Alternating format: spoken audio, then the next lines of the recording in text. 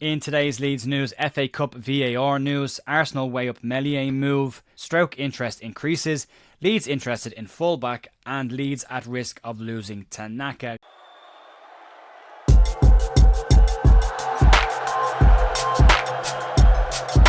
Good morning, folks. Jer here at The View on Friday the 20th of December with the final news video of the week. Quick reminder, the matchday preview again for Oxford City game at Saturday is available on the channel, and there will be a warm-up out at 8 a.m. tomorrow morning before the game, but this will be the last video of the week in terms of news, and there's a little bit of stuff to get stuck into. Some of it's pinch of salt territory, but we'll get to that, and we'll start off with the FA Cup news. And in news that will likely absolutely please everyone and not have any issues at all, the FA have made an announcement on VAR usage in the FA Cup this season. Leeds will face Harrogate Town at Elland Road in a couple of weeks' time in the third round of the FA Cup, but we won't have VAR on hand for that game. The FA have confirmed that VAR will be in use from the fifth round onwards, but will not be operational in all grounds. It had only previously been operational in the FA Cup at Wembley, the only place they used it, but they will be incorporating it for more games moving forward this season. Moving on to a potential exit, and we've heard a lot of links around Mesliers' future this week, with Stade Rennes in France being the main club linked with him this week. But in a surprising piece of news that came out yesterday, and I think it's safe to say, take this one with a healthy pinch of salt, but according to Steve Kay from the Boot Room, he says that Arsenal are said to be keeping tabs on the Leeds United goalkeeper Meslier, with Stade Rennes also said to be holding their interest in the player. Leeds have been tipped with replacing Meslier in the summer when they can bring in a suitable upgrade for him. But speaking to KSI TV, Steve Kay was discussing Arsenal's January plans and said that he has been told that the Gunners may consider a move for Meslier, but that it didn't come from one of his top sources, but one to keep an eye on. And his exact quote: when asked about transfers, Steve Kay said, "There's a few. Arsenal are looking at a goalkeeper. Possibly a goalkeeper could come in January. I've been given a name. The Leeds goalkeeper is someone I've been told. I need to look into that. It's not from one of the top sources, if you like, but it's one that we're keeping an eye on." They rate the transfer for Meslier at anything in and around £5 million.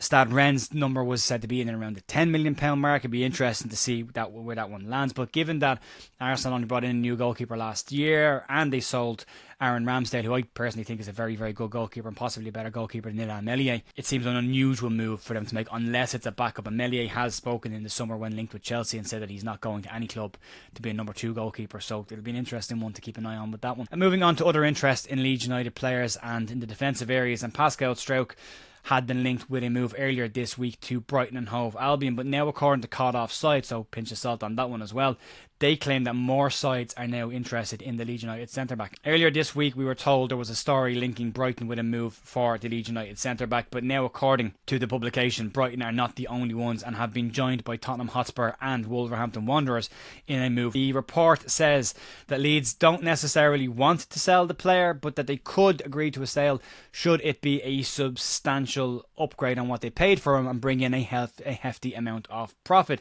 The report states that Leeds would consider a fee in and around £25 million for the Dutchman, which would be seen as a lot of profit on a player that was brought in a long time ago to play in the underage setup for Leeds United. But it does seem unlikely in January, with Leeds lightweight in that area as it is. But there's more news on that coming towards the back end of this. But there now does appear to be serious interest in quite a lot of Leeds players this January, with Pat Bamford, Joe Gelhardt, Meslier, Max Vober and Pascal Struijk all being linked with moves away from the club. But Daniel Farke did state in his press conference yesterday, Leeds United are under no obligation or no pressure to sell anyone, and there is money there to buy should they decide to do that. Moving on to the under-21s, and they had their latest Premier League Cup game a couple of days ago, and unfortunately fell to a loss in that round of the Cup, going down 4-2 away to Stockport County. Goals in the game for Leeds coming from Sam Chambers, who continues his very impressive performance this season, as well as Joe Snowden, who's always been a very, very good player for the under-21s and 18s before that. Both goals coming from those lads. Unfortunate to get the result, but good to see the two lads getting on the score sheet. Moving on to some interest in the defensive area, and according to John Percy at the Telegraph, Nottingham Forest and Ireland centre-back come full-back Andrew Omobamidele is said to be available in January, and Leeds are mentioned as being a club interested in bringing the player in. Leeds are light in the centre-back areas, with Pascal Struijk and Max Wöber all having knocks this week and will probably make it for the game on Saturday, but are currently worries for Daniel Farke. And unless James DeBio comes in as a replacement, Leeds will be looking at a square peg in a round hole, either Sam Byram or Josh Gilavogi going in there. Maybe Ethan Ampadu, who's not fully fit yet either. But the 22-year-old centre-back hasn't featured much for Nottingham Forest so far this season, and a loan option as well as a potential permanent exit being touted. Telegraph says that Leeds showed interest in the signing of the player in August, and that Daniel Farke's connections to the player are quite strong, given that he gave the player his debut when he was at Norwich.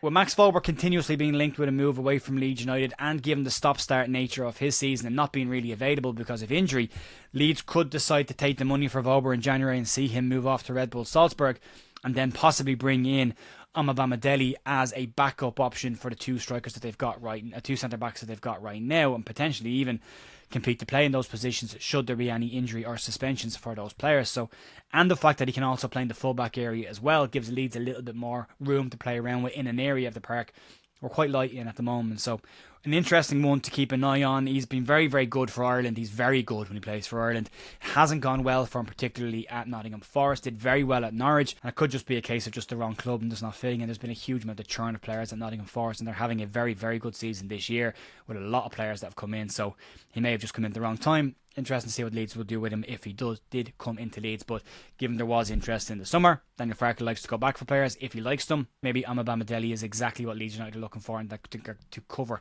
the centre-back areas, and maybe see Max Wöber head off into the sunset. And then moving on to a player we've got currently at the club, and there's a little bit of a conversation around his future already, and that's Ao Tanaka. His agent has been speaking recently and has been talking up his client's ability and desire to play at the top level in English football, and he's not the only one to be doing that either. Former Leeds United midfielder David Norris believes there is a real risk that Leeds United could lose the dynamic Ao Tanaka should they fail to get promoted this season. There's been a lot riding on this season, and there's a lot of pressure, which you can see in the fan base. And promotion is seen as an absolute must for the club, or risk some serious exits like we saw last summer. But with the bulk of the squad and the parachute payments halving again for next season, it really is in Leeds' interest to get out of the division this year. But David Norris, speaking on Tanaka, said the following: Tanaka has been flawless. I don't see him going anywhere now because the contract that he's on and the fact that he only just joined in the summer. But he will have admirers. He's going to be key for Leeds' promotion bid with the form he's in. In the summer is when they need to worry about players of his quality. If they don't go up, if that's the case, I think they'll lose him at the end of the season. There's only one way to avoid that scenario, and that's get up automatically and get it done, and that will be the goal for Leeds United. Tanaka's agent has also been speaking on the player and has said that the player's aim is to play at the top end of the Premier League, and you'd hope that that's something he can do with Leeds United and not be a case of using Leeds United as a stepping stone to get there. I think if you look at Tanaka's body language when Leeds have scored goals and when they've won games, he's very much invested in what Leeds are trying to do right now. But he is a very, very good player. He is a tidy central midfielder that can play in multiple positions in that midfield area, so would be an obvious option for teams. And given the fact that he's now in the shop window and everyone keeps saying,